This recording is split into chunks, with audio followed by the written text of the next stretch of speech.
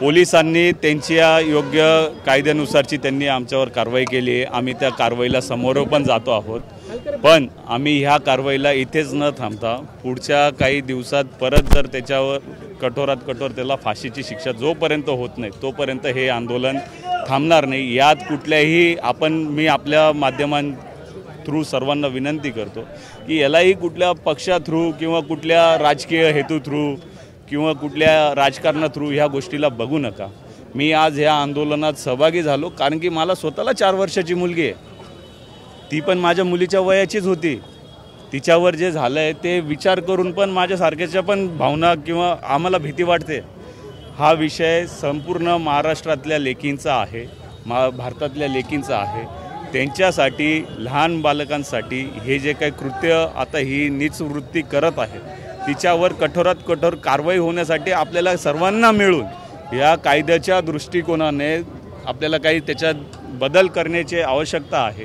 त्याच्याकरता आजचं आम्ही आंदोलन केलं। नुकतंच परवा पण मालेगावी एका मुलीवर अत्याचार झाला, तिच्यावर पण सेम हे झालं।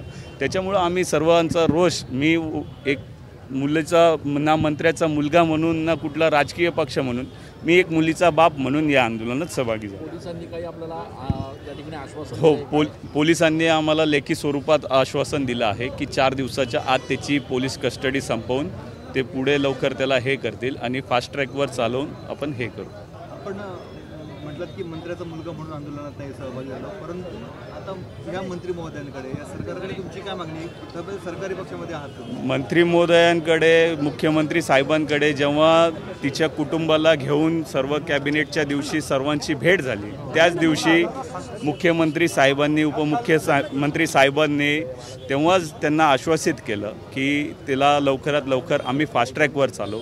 पण जोपर्यंत पोलीस कस्टडी संपत नाही आहे तोपर्यंत त्यांना शासकीय वकील त्यांना भेटत नाही आहे आणि शासकीय वकील जोपर्यंत भेटत नाही तर तोपर्यंत त्यांना पुढची प्रक्रियेला वेळ लागतो। तर आमची एवढीच भूमिका आहे की जर गुन्हेगार आपल्याला सापडलेला आहे, गुन्हा सिद्ध होतो आहे, तर काही गोष्टी आपण जलद गतीने त्या झाल्या पाहिजे एवढी आमची फक्त मुख्यमंत्री साहेबांना, उपमुख्यमंत्री साहेबांना, प्रशासनाला, न्यायालयाला विनंती। आणि त्यांनी आम्हाला सकारात्मक दृष्टिकोनानेच त्यांनी आम्हाला पण सहकार्य केले। बदल करावा अशी मागणी, काय बदल पाहिजे तुम्हाला? कायद्यात हाच बदल झाला पाहिजे की ह्या ज्या आपल्या छोट्या बालिका आहेत, मुली आहेत, छोटे मुलं आहेत, त्यांच्यावर पोस्को अंतर्गत, त्याला आपण पोस्को म्हणतो, ज्याच्यात ह्या बालकांवर जो काही अत्याचार होतो त्याच्यात कायद्याच्या दृष्टिकोनाने कठोरात कठोर कारवाई झाली पाहिजे। आणि जे काही पूर्ण आपली न्यायव्यवस्था आहे जिला एक कालावधी लागतो, महिने वर्षानुवर्ष लागतात, तर त्या कॅटेगरीत न बसवता त्या कुठेतरी ह्या सर्व केसेस फास्ट ट्रॅक कोर्टात चालवून त्याच्यावर लवकरात लवकर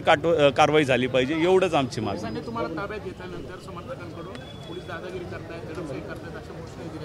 बघा, असं बिलकुल नाही आहे, ते त्यांचं कर्तव्य निभावत आहेत, आम्ही आमचं कर्तव्य निभावतो आहोत।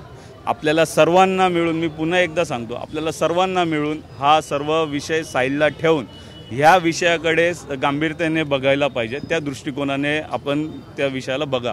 मी पूर्ण आंदोलनात कुठेच फ्रंटला नव्हतो, कुठेच पुढे आलो नाही, याच्याकरताच आलो नाही की या विषयाला कुठल्याही प्रकारचं राजकीय स्वरूप प्राप्त नाही झालं पाहिजे म्हणून आलो। लेखी आश्वासन दिलं, त्यातनी तुमचं समाधान झालं नाही का? पहिली मागणी होती लेखी आश्वासन द्यावं, त्यांनी लेखी स्वरूपात, बघा, जेव्हा मॉप असतो त्याच्यात काही मॉपचं म्हणणं असतं की दरवेळी, आता जसं की मागच्या वेळी आमच्या अजंगवडेल गावात पण लेखी स्वरूपात आश्वासन दिलं गेलं होतं, त्या बालिकेवर पण तिच्यावर अत्याचार होऊन तिला बांधून विहिरीत टाकून देण्यात आलं होतं आणि आज तो हरामखोर जामीन घेऊन तो मोकाट बाहेर फिरतोय। ही गोष्ट वेगळी आहे की तो आता मालेगाव जिल्हा, नाशिक जिल्हा सोडून तो दुसरीकडे स्थलांतरित झाला आहे। पण आमचं हेच म्हणणं आहे, जर आरोप सिद्ध होत आहेत, सर्व गोष्टी सिद्ध होत आहेत, तर मग ह्या लोकांना बाहेर येण्याचं, परत दुसरा काही गुन्हा करण्यासाठी आपण यांना बाहेर सोडतो का? तर आमची पूर्ण, म्हणजे हा विषय ठीक आहे, आज आपण छोट्या प्रमाणात घेतला असेल, हा विषय संपूर्ण भारतात, महाराष्ट्रातच नाही तर पूर्ण भारतात हा विषय झाला पाहिजे की ह्या विषयांकडे आपण थोडंसं वेगळ्या पद्धतीने बघण्याची गरज आहे। मला वाटतं मी सांगण्यापेक्षा नागरिकांना ज्यांच्याकडनं अपेक्षा पूर्ण होतील असे चांगले वकील आम्हाला सरकारी, उज्ज्वल निकम साहेबांचं तर नाव आहेच, पण त्यांनी तेवढा वेळ देऊन जर ते कधी हा विषय लवकरात लवकर मार्गी लावत असतील तर आम्ही नक्कीच त्यांचा स्वीकार करू. आम्हाला आनंदच आहे त्या गोष्टीचा, जेणेकरून ह्या विषयाचा लवकर न्यायनिवाडा होईल.